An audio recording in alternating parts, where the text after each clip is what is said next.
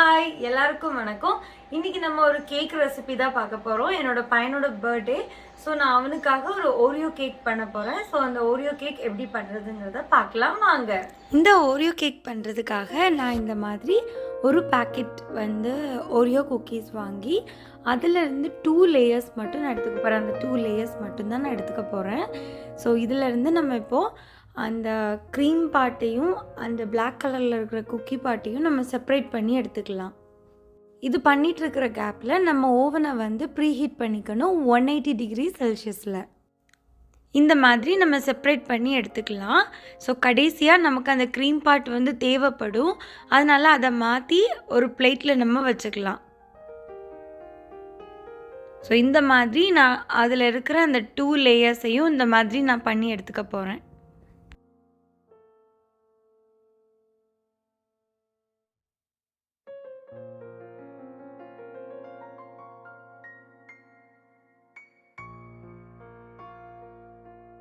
இப்போ நம்ம ரெண்டையுமே நல்லா செப்பரேட் பண்ணி எடுத்துட்டோம்.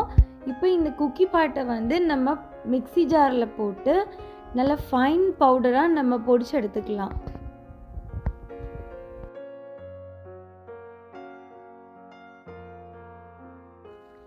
இப்போ பவுடர் பண்ணி எடுத்தாச்சு. நம்ம இன்னொரு பவுலில் அதை ட்ரான்ஸ்ஃபர் பண்ணிக்கலாம்.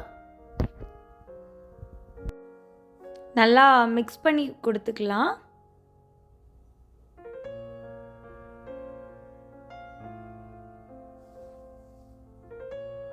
இதுக்குள்ளே இனி நம்ம ட்ரை இன்க்ரீடியன்ட்ஸ் எல்லாம் ஆட் பண்ணிக்கலாம்.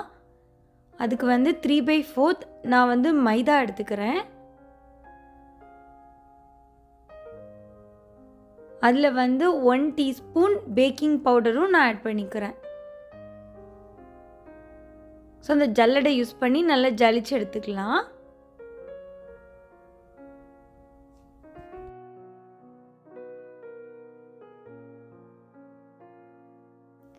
இப்போ நான் அதில் ஸ்வீட்னஸ்க்காக நான் ஒரு 1/2 கப்பு சுகர் ஆட் பண்ணிக்கிறேன்.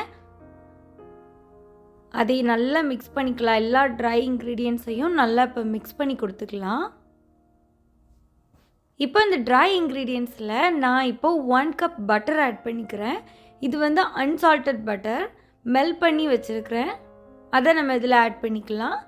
ஆட் பண்ணி நல்லா மிக்ஸ் பண்ணி கொடுத்துக்கலாம்.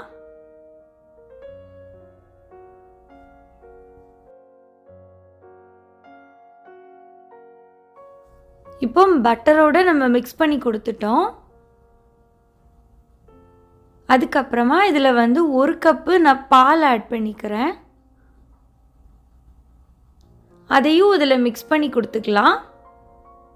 இப்போ நல்லா மிக்ஸ் ஆகிறதுக்காக நான் எலக்ட்ரிக் பீட்டர் யூஸ் பண்ணிக்கிறேன். நீங்கள் விஸ்க் இருந்துச்சுன்னா கூட நீங்கள் விஸ்கை வச்சு நல்லா பீட் பண்ணி கொடுத்துக்கோங்க. எல்லாம் நல்லா மிக்ஸ் ஆகிறது வரைக்கும் நல்லா மிக்ஸ் பண்ணி கொடுக்கணும்.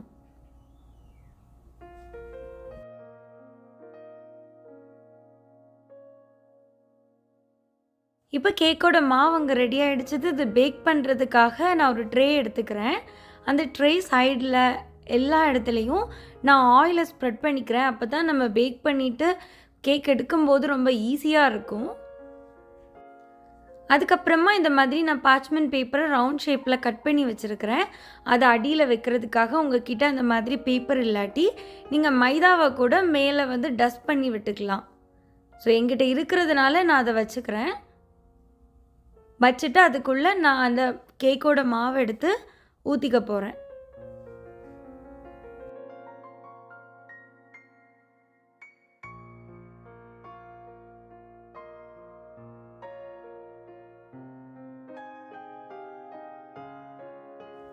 இப்போ உள்ள ஏர் பபிள்ஸ் எதுவும் இல்லாமல் இருக்கணும். அதுக்காக இந்த மாதிரி நம்ம டேப் பண்ணி விட்டுக்கலாம். ஓரங்களெல்லாம் நல்லா க்ளீன் பண்ணிவிட்டு நம்ம இனி பேக் பண்ணி எடுத்துக்கலாம் 180 டிகிரி செல்சியஸில். எனக்கு 1 ஹவர் எடுத்துச்சு இது பேக் பண்ணுறதுக்காக. நான் ப்ரீஹீட் பண்ணி வச்சுருந்தா ஓவனுக்குள்ளே தான் இதை வச்சுக்கிறேன். உங்ககிட்ட ஓவன் இல்லாட்டி நீங்கள் குக்கரில் கூட நீங்கள் கேக்கை பேக் பண்ணி எடுத்துக்கலாம். இப்போ 1 ஹவருக்கு அப்புறம் கேக் நல்லா பேக் ஆகிருந்துச்சு. அது நல்லா பேக் ஆகிருந்தான்னு பார்க்குறதுக்காக இந்த மாதிரி ஒரு டூத்பிக் வச்சு குத்தி பார்த்தோன்னா எதுவுமே ஒட்டாமல் வந்துருச்சுன்னா அது பர்ஃபெக்டாக பேக் ஆகிருந்துச்சுன்னு அர்த்தம். ஓரங்களை இந்த மாதிரி கத்தினால் நான் வந்து எடுத்து விட்டுக்கிறேன். இப்போ சூடு ஆறுனதுக்கப்புறம் நம்ம கேக்கை வந்து அந்த கேக் ட்ரேலேருந்து செப்பரேட் பண்ணிக்கலாம். இப்போ அதை வந்து ஒரு பிளேட்டில் வந்து நம்ம ட்ரான்ஸ்ஃபர் பண்ணிக்கலாம். சூடு ஆறுனதுக்கப்புறம் பார்த்திங்கன்னா அது சூப்பராக பேக்காக இருந்துச்சு. இனி இதில் வந்து மேலே இருக்கிற அந்த பார்ட்டு வந்து லெவல் இல்லாமல் இருக்குது. ஸோ அது நல்லா ஷேப்பாக நம்ம கட் பண்ணி எடுத்துக்கலாம்.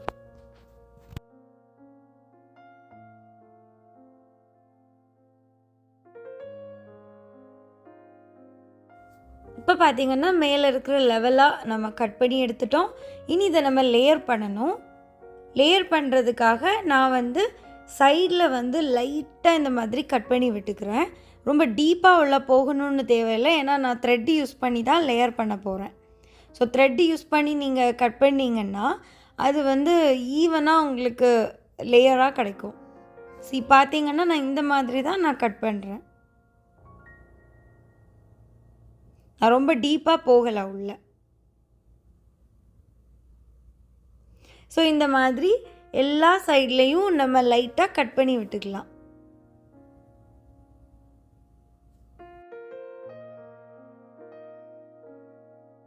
இப்போ பார்த்திங்கன்னா அந்த சைடெல்லாம் நான் வந்து டீப்பாக போகாமல் லைட்டாக கட் பண்ணிட்டேன்.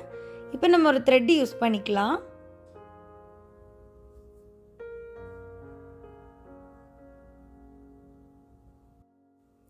இந்த மாதிரி த்ரெட்டை எடுத்து நம்ம சைடில் கட் பண்ணியிருந்தோம் இல்லையா, அதுக்குள்ளே இந்த மாதிரி நம்ம வச்சுக்கலாம்.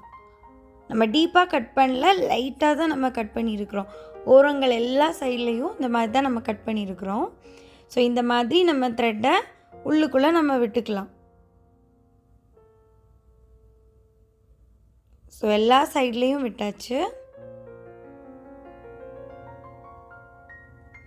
இப்போது இந்த கையில் இருக்கிற நூலை இந்த கைக்கு நம்ம ட்ரான்ஸ்ஃபர் பண்ணிக்கணும். இந்த மாதிரி பார்த்திங்களா?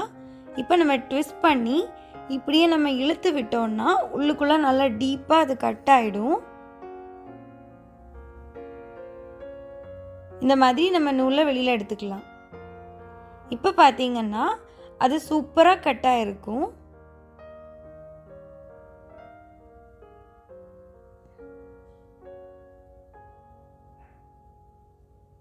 பார்த்தீங்களா? அது சூப்பராக கட் ஆகிருந்துச்சு. எனக்கு 2 லேயர் போதும். இப்போது நம்ம கேக்கை நல்லா கட் பண்ணி எடுத்துட்டோம். இப்போ பட்டர் க்ரீம் பண்ணுறதுக்காக நம்ம ஃபஸ்ட்டு வந்து நம்ம செப்ரேட் பண்ணியிருந்தோம் இல்லையா, அந்த ஓரியோ குக்கிக்குள்ளே இருந்த அந்த க்ரீம், அதை நான் எடுத்து பவுலில் போட்டுக்கிறேன். இப்போ நான் ரூம் டெம்பரேச்சரில் வச்சுருந்த அன்சால்டட் பட்டர் அதிலிருந்து 3/4 பகுதியை நான் கட் பண்ணி எடுத்துக்க போகிறேன். இந்த அளவுக்கு நான் எடுத்துக்க போகிறேன். பார்த்திங்கன்னா கை வச்சேன்னா அது அமுங்கி போகுது. ஸோ அந்த அளவுக்கு இருக்கணும் அது ரூம் டெம்பரேச்சரில்.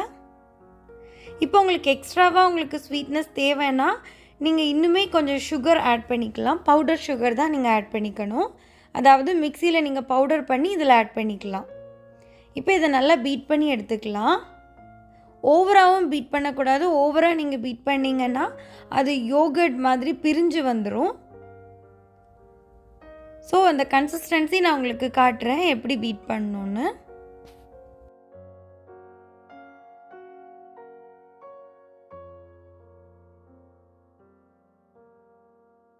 இவ்வளோதான் அந்த கன்சிஸ்டன்சி. அது பார்க்கும்போது ரொம்ப சாஃப்டாக இருக்கும். ஸோ அதோடு நம்ம அதை ஸ்டாப் பண்ணிக்கலாம். இப்போ நம்ம கேக்கை எடுத்து கேக்குக்குள்ளே இந்த பட்டர் க்ரீம் எல்லாம் நம்ம ஃபில் பண்ணிக்கலாம். ஸோ அதுக்காக நான் கேக் பேஸ் நான் வீட்டிலே செஞ்சுருக்கிறேன். இந்த மாதிரி ஒரு கார்ட்போர்டு எடுத்து ஒரு என்ன ஷேப்பில் வேணுமோ அந்த ஷேப்பில் நீங்கள் கட் பண்ணிவிட்டு அதுக்கு மேலே ஃபாயில் பேப்பரை கவர் பண்ணிக்கலாம். இப்போ நான் கட் பண்ணி வச்சுருந்த கேக் எடுத்துக்கிறேன். இப்போ இந்த கேக்கு வந்து அதில் நல்லா ஸ்டேபிளாக நிற்கிறதுக்காக கொஞ்சமாக அந்த பட்டர் க்ரீம் எடுத்து அந்த கேக்கோட அந்த பேஸில் லைட்டாக நான் தடவி விட்டுக்கிறேன்.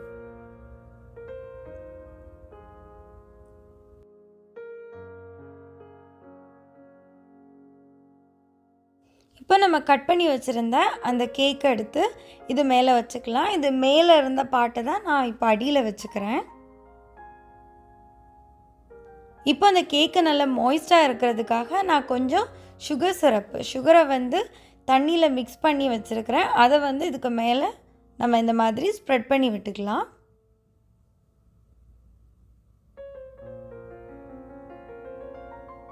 எல்லா இடங்கள்லையும் ஸ்ப்ரெட் பண்ணி விட்டுக்கலாம். இப்போ அந்த பட்டர் க்ரீம் எடுத்து இது மேலே நம்ம ஸ்ப்ரெட் பண்ணிக்கலாம். உங்களுக்கு எவ்வளோ தேவையோ அதுக்கு ஏற்றாப்புல நீங்கள் இந்த மாதிரி ஸ்ப்ரெட் பண்ணி விட்டுக்கோங்க.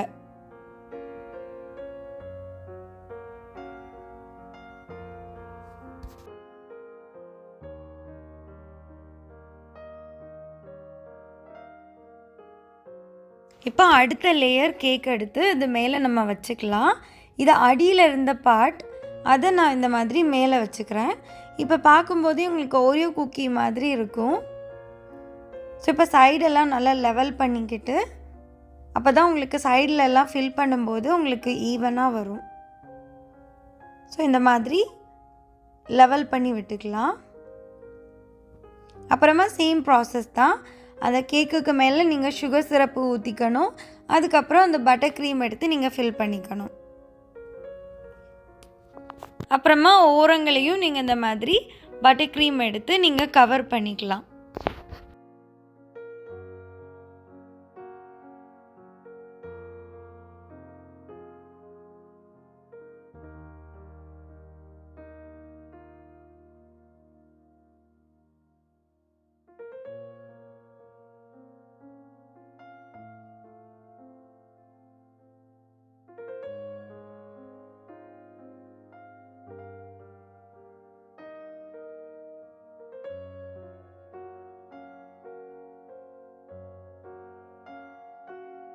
எல்லா இடத்துலையுமே நம்ம பட்டர் க்ரீமை ஸ்ப்ரெட் பண்ணியாச்சு. இப்போ கொஞ்ச நேரம் இதை ஃப்ரிட்ஜுக்குள்ளே வச்சு நம்ம எடுத்துக்கலாம். ஒரு 5 to 10 minutes. அதுக்கப்புறமா நம்ம மேலே டெக்கரேட் பண்ணிக்கலாம்.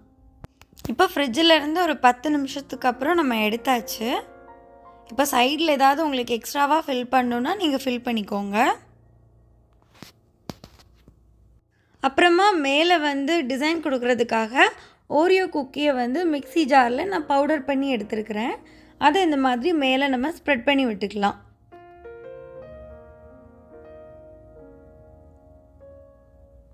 அதே மாதிரி நம்ம கீழேயும் இந்த மாதிரி டிசைனாக நம்ம ஸ்ப்ரெட் பண்ணி விட்டுக்கலாம்.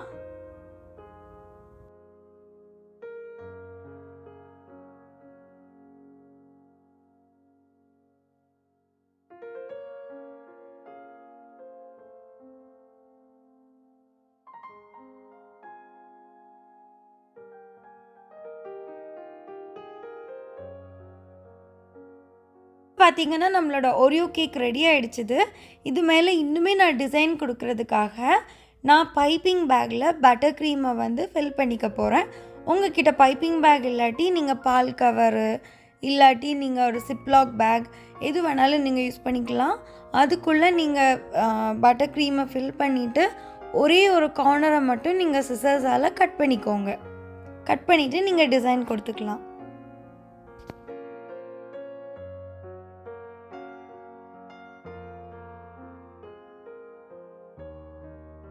நீங்கள் இப்படியே சர்வ் பண்ணணுன்னா கூட நீங்கள் சர்வ் பண்ணிக்கலாம். அதுக்கு மேலே நீங்கள் ஹாப்பி பர்த்டேன்னு கூட நீங்கள் எழுதி சர்வ் பண்ணிக்கலாம். ஆனால் நான் மேலே லைட்டாக ஒரு டிசைன் கொடுத்துக்க போகிறேன். ஸோ இதே மாதிரி அந்த மேலே இருக்கிற எல்லா சைட்லேயும் நான் இந்த மாதிரி டிசைன் கொடுத்துக்க போகிறேன்.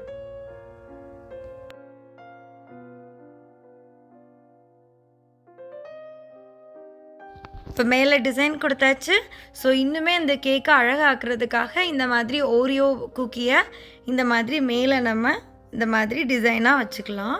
அது இன்னுமே அழகாக இருக்கும் பார்க்குறதுக்கு. இப்போ ஓரியோ கேக் ரெடி ஆகிடுச்சிது. இப்போ நம்ம அந்த கேக்குக்கு சைடில் ஏதாவது எழுதணுன்னா ஹாப்பி பர்த்டே ஆர் எனிதிங் நம்ம எழுதணுன்னாலும் அந்த எக்ஸ்ட்ராவாக இருக்கிற அந்த பட்டர் க்ரீமில் வந்து இந்த ஓரியோ பவுடரை வந்து அதுக்குள்ளே நம்ம மிக்ஸ் பண்ணிக்கலாம். அது ரொம்ப ஃபைன் பவுடராக இருக்கணும். அப்போ தான் நீங்கள் எழுதுறதுக்கு ரொம்ப ஈஸியாக இருக்கும். எழுதுறதுக்காக பைப்பிங் பேக் இல்லாட்டி நீங்கள் சிப்லாக் கவர் இல்லாட்டி பால் கவர் எதுனாலும் நீங்கள் யூஸ் பண்ணி அதில் ஃபில் பண்ணிவிட்டு அதுக்கப்புறம் நீங்கள் ஹாப்பி பர்த்டேன்னு எழுதிக்கலாம். கண்டிப்பாக இந்த ஓரியோ கேக் நீங்களும் வீட்டில் ட்ரை பண்ணி பாருங்கள். பிடிச்சிருந்துச்சுன்னா லைக் பண்ணுங்கள், ஷேர் பண்ணுங்கள். இன்னுமே இந்த சேனலை நீங்கள் சப்ஸ்கிரைப் பண்ணாட்டி கண்டிப்பாக சப்ஸ்கிரைப் பண்ணிக்கோங்க. பக்கத்தில் இருக்கிற பெல் ஐக்கானையும் கிளிக் பண்ணிக்கோங்க. அப்போ தான் நான் எப்பப்போ வீடியோஸ் அப்லோட் பண்ணுறேனோ அப்போல்லாம் உங்கள் நோட்டிஃபிகேஷனில் வரும். தேங்க்யூ.